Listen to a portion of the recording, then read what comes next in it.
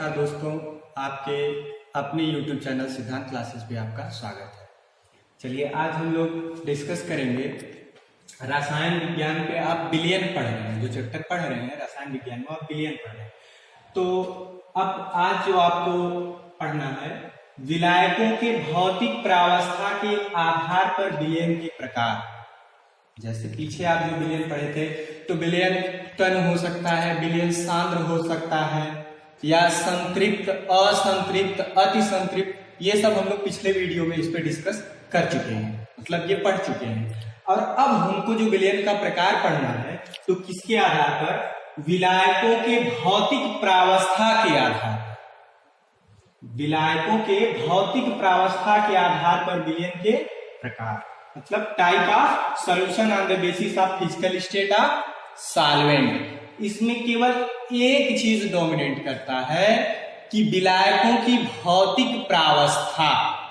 अब विलायक की भौतिक प्रावस्था ठोस हो सकती है, गैस हो सकती है, द्रव हो सकता है। इसीलिए यहां पर आपको तीन प्रकार से पढ़ना है, जो यहां पे सामने दिया गया है: गैसीय विलयन, द्रव विलयन, ठोस विलयन। तो इसमें मुख्य रूप से तीनों को बताने के लिए केवल एक चीज आपको देखना है कि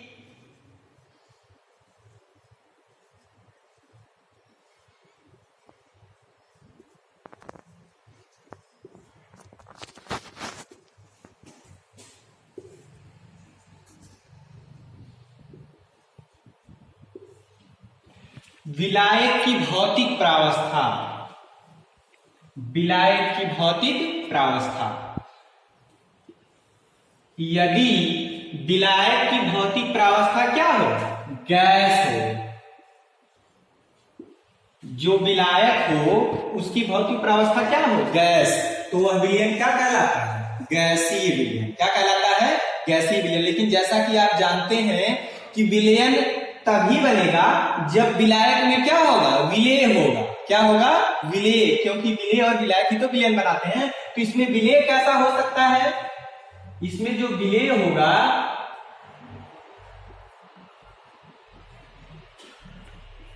वह ठोस भी हो सकता है, द्रव भी हो सकता है, गैस भी हो सकता है। इस बात का विशेष ध्यान देंगे। अगर आपको पूछ दिया जाए गैसीय विलयन क्या होता है तो आप यही बताएंगे कि वह विलयन जिसमें विलायक की भौतिक प्रावस्था क्या हो? गैस हो। वह विलयन जिसमें विलायक की भौतिक प्रावस्था क्या हो? गैस हो। तो वह क्या कहलाता है? गैसीय विलयन। लेकिन उसमें विलेय ठोस, द्रव, गैस कोई भी हो सकता है। उसमें विलेय क्या हो सकता है? ठोस, द्रव, गैस कोई भी हो सकता है। तो ये आपका क्या हो गया? गैसीय विलयन। अब गैसीय विलयन का हम एग्जाम्पल लिखेंगे कि गैसीय विलयन का एग्जाम्पल क्या होगा। तो जैसे आप जानते हैं कि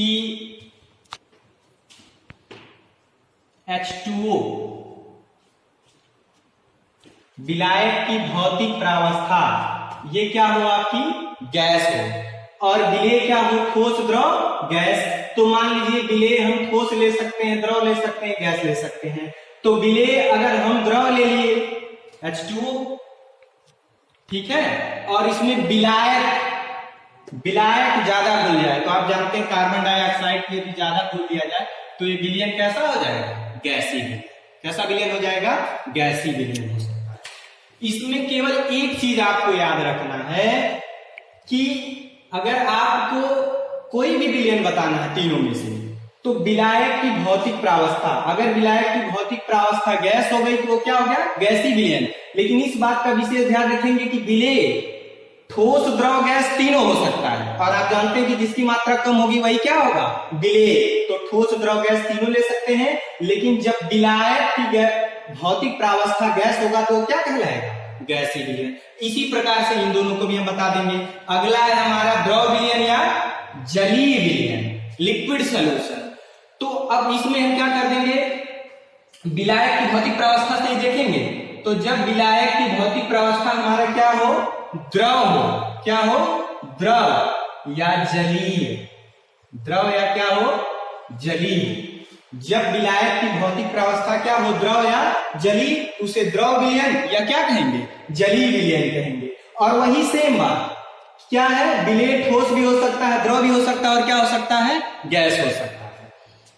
अगला हम देखेंगे ठोस विलयन। ठोस विलयन क्या होता है? तो विलायक के भौतिक प्रावस्था आधार पे ही हमको बताना है। तो जब विलायक की भौतिक प्रावस्था क्या हो? ठोस हो। विलायक की भौतिक प्रावस्था क्या हो? ठोस हो, तो वह ठोस विलयन कहलाता है। और विलय ठोस, द्रव और गैस तीनों हो सकता है। एक बात केवल आप यहां पे ध्यान रखेंगे तो पूरे तीनों विलयनों को आप बता सकते हैं। क्या? केवल विलायक की भौतिक प्रावस्था, विलायक की भौतिक प्रावस्था। अगर विलायक की भौतिक प्रावस्था गैस हो तो गैसीय विलयन, विलायक की भौतिक प्रावस्था द्रव हो तो द्रव विलयन या जलीय विलयन। यदि विलायक की भौतिक प्रावस्था ठोस हो तो क्या कहलाता है? ठोस विलयन कहलाता है। लेकिन विलेय जिसकी मात्रा कम हो वह ठोस, द्रव और गैस तीनों हो सकता है। और ये तीनों केस में हम अप्लाई करेंगे, तो इसको आप लोग नोट कीजिए। तो विलायकों के भौतिक प्रावस्था के आधार पर विलयन कितने प्रकार से हो जाते हैं? 9 प्रकार से। विलायकों के भौतिक प्रावस्था के आधार पर विलयन को 9 प्रकार से रखा गया है। तो चलिए हम 9 प्रकार से देख लेते हैं कौन कौन से हैं। तो पहले हम एक टेबल ऐसे बना लेते हैं। इसमें यहाँ पे क्रम संख्या आप दे दीजिए, यहाँ पे विलेय कितने हैं, यहाँ पर विलायक और यहाँ पे उदाहरण जितने भी एग्जाम्पल हैं वो यहाँ। तो विलेय और विलायक आप जानते हैं, जिसकी मात्रा कम है उसे विलेय, जिसकी मात्रा अधिक है उसे क्या कहते हैं? विलायक कहते हैं। तो यदि पहला हम मान लें कि विलायक की भौतिक प्रावस्था क्या हो? गैस। तो यहां पर हम देखते हैं विलेय जब आपका गैस है और विलायक आपका क्या है? गैस है, तो इसका एग्जाम्पल क्या हो जाएगा? वायु। अगर मान लीजिए विलायक आपका क्या है? द्रव है, ठीक है, और विलेय क्या है? गैस है, तो क्या होगा? CO2। सोडा जल में CO2 खुला होता है। अगर विलायक की भौतिक प्रावस्था क्या है? ठोस, और उसमें विलेय क्या खुला हो? गैस। विलेय क्या हो? गैस। तो क्या हो जाएगा? जैसे पोटेशियम धातु में हाइड्रोजन गैस, पोटेशियम धातु में हाइड्रोजन गैस। अगर मान लीजिए विलायक की भौतिक प्रावस्था क्या हो जाती है? गैस, और विलेय क्या है आपका? द्रव। तो जैसे वायु में नमी, जो नमी आती है वायु में, ठीक है, तो उसमें विलायक गैसीय प्रावस्था में होता है, अविलेय क्या होता है? द्रव होता है। पांचवा हम देखें कि विलायक की भौतिक प्रावस्था क्या हो जाए? द्रव, और विलेय भी क्या हो? द्रव।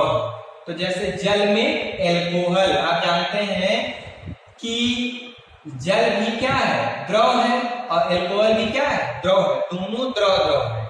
अगला विलायक की भौतिक प्रावस्था क्या है? ठोस, और विलेय आपका क्या हो? द्रव। विलेय आपका क्या हो? द्रव। जैसे जैली, गोल्ड में मरकरी, ये सभी इसके एग्जांपल आ जाते हैं। विलायक की भौतिक प्रावस्था क्या हो? गैस, और विलेय आपका क्या हो? ठोस। जैसे वायु में कपूर, तो कपूर ठोस होता है, कपूर क्या होता है? ठोस। और वायु आपका क्या है? गैस।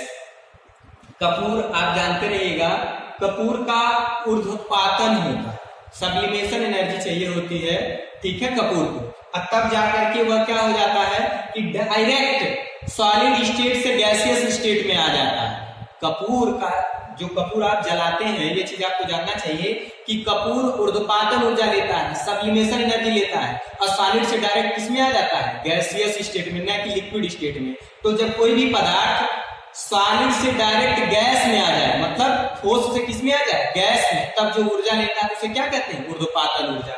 चलिए हम जो यहाँ पे एग्जाम्पल देख रहे थे, तो बात यही था कि विलायक की भौतिक प्रावस्था क्या हो? गैस हो, और विलेय क्या हो? ठोस हो। उदाहरण इसका क्या हो जाएगा? वायु में कपूर। आठवां हम देख लेते हैं कि विलायक की भौतिक प्रावस्था क्या हो? द्रव हो, और विलेय आपका क्या हो? ठोस हो। विलेय आपका क्या हो? ठोस हो। तो उसका एग्जाम्पल क्या है? नमक का विलयन। किसका विलयन? नमक का विलयन, नमक NaCl। अगला हम एग्जाम्पल देखते हैं 9वां, कि विलायक की भौतिक प्रावस्था ठोस हो और विलेय आपका क्या हो? ठोस हो, दोनों ठोस हो जाए, तो वह विलयन क्या कहलाता है? ठोस विलयन कहलाता है। क्या कहलाता है? ठोस विलयन। तो इसको आप लोग तब तक नोट कीजिए।